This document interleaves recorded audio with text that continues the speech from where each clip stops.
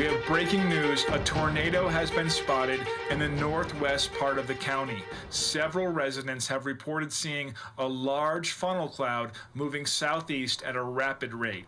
All residents who live east of County Line and west of the Pine River are urged to take cover in a basement or tornado shelter. Let's go out to